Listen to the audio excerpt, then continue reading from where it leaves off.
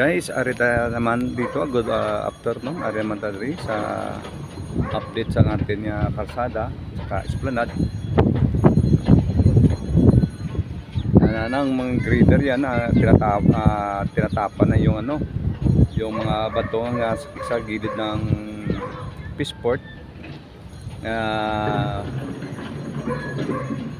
Bali, agyan ng kanilang ng kanilang mga dump truck.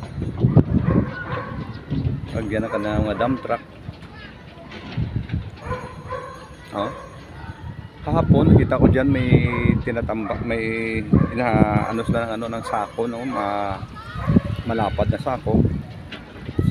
Sabi nila ibutan nila sa ilalim ng dagat pag ang pagtambak ng mga bato saka mga balas-balas, kasi yung type ng tinatambak nila dito, tinatambak nila dito may 1 to 3 siya, ABC.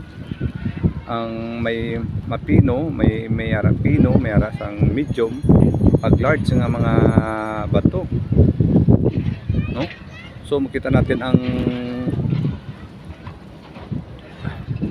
kung ano nakalaki, kasi dito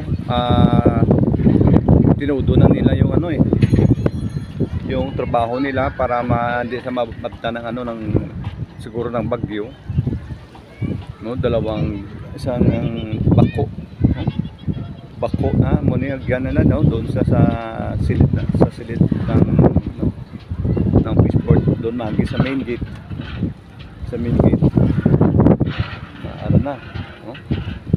so pupunta natin doon siguro para makita natin kung paano natin next na lang hawa na malapad ng kanyang inaagyan. Nandiyan ito. So diri bulubundukin na yung ang mga bato na tinatambak nila. Kasi guys, ang purpose ng isang sako, mga sako nga lagpad nga mga daw sako, amo na bali nag-hold sang mga balas, balas, medium,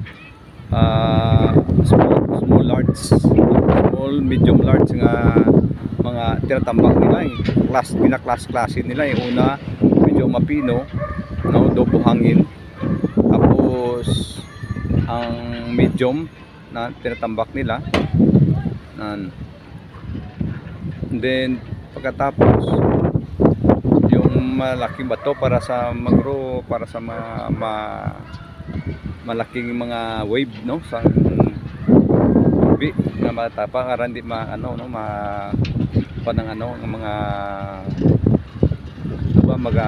mga slide ng mga balas o bato diyan. Kasi kung bagyo ni mas malalaki yung mga alon dito, mga alon. So guys, mas dalawang sana nila barge, dalawang barge na dito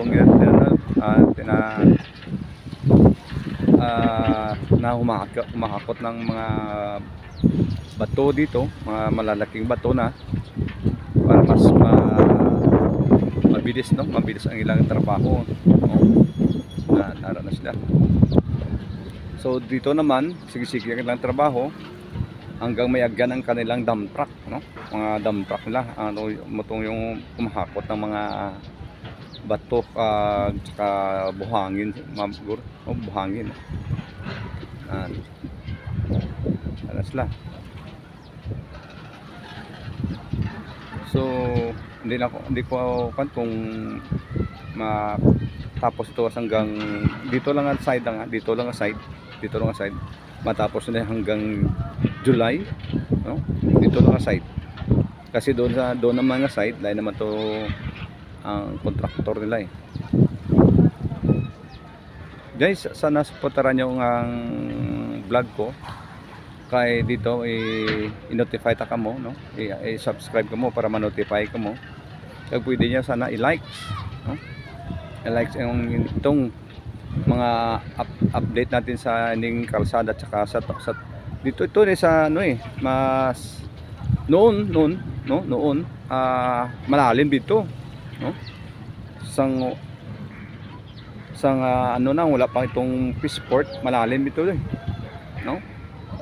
Hindi nga side, no? Kasi dahod na ito eh, dahod, no? So ngayon mas ano tawag, manabaw na, tapos gagawin pang karsada. Maybe may ara sa mga social media nagagawa na nalabas nga diyan sa ibabaw ng ano, sa ubos, sa pansang ano sang mga gagawin na kalsada, may mga building diyan kuno, may mga building do gagawin nilang baga Dubai, no? Maybe kung maybe baka, no? Basta may ara nalalabas na sa mga social media na may mga building na dyan, no? Sa ilang plano. So una nan mas ano ni sa ito matong isang parts na malaki ito eh, malaki, siguro mga 90, sobrang 90 meters ito eh. Tsaka itong isa yan, medyo itong una nga parts maliit na to yun, kaya ito mga tag 20 tons na ko na, 20 tons ka mga bato mahakot nila ito yan, marami, no? Maraming bato.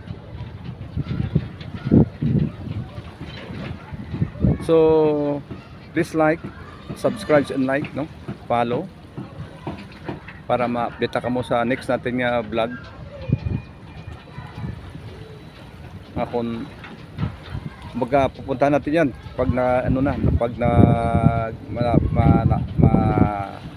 wide ng kanilang ano ang tambak nila diyan, no? Diyan portion. So guys, dito lang muna tayo. Kita na natin, magkikita tayo sa next vlog ko. Sana subscribe ka mo, kag i-like nyo lang.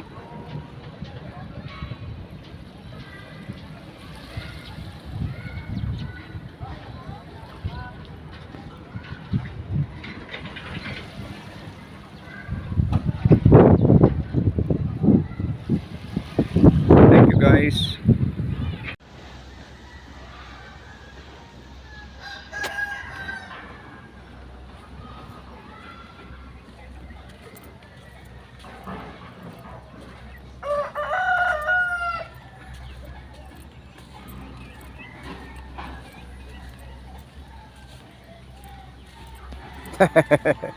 Video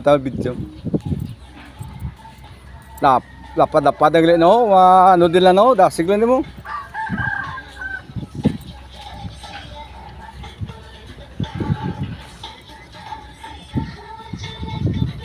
Ano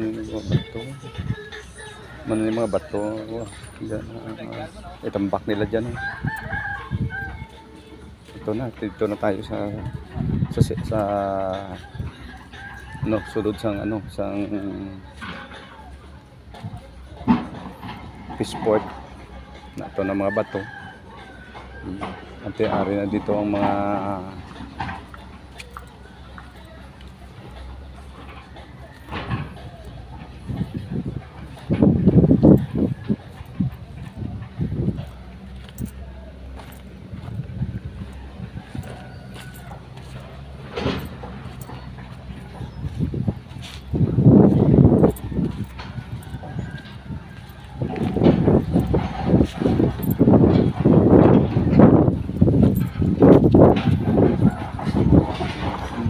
ito na guys, oh, marami ng bato ito, malalaki ng bato. Muna ni ito. Ito na tong sentro ng ano, ng kalsada, oh. Ito na. So muna ni ka lawak ng kanilang ano, ng kanilang ginagawa, oh.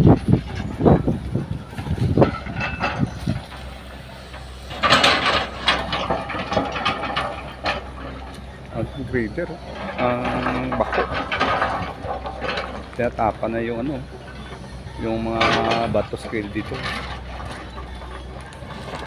So ito doon mga engineer at saka mga foreman na istorya.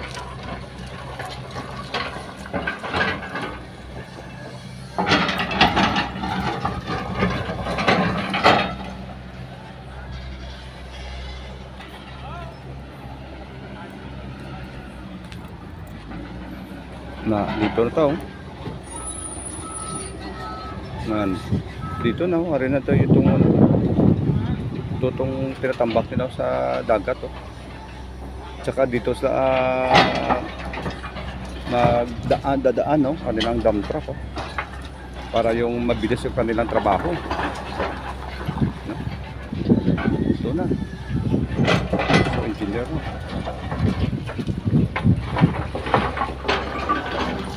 So pumunta natin kung hanggang saan sila.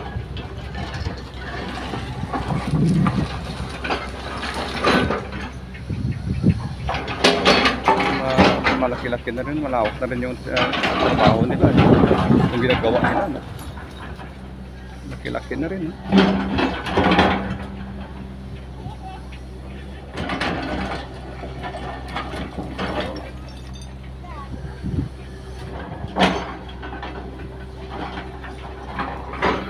Itong mga barayo na ginigiba na nila para mas mabilis no? Mas mabilis sa kanilang trabaho. Kasi nag-start dito, nakatira dito, may na, nalipat natin ang hakot niya. So ngayon wala na. Kasi itong ginagawin nila, no, yung piggery ba? Piggery, backyard. So ito ang labak ng ano.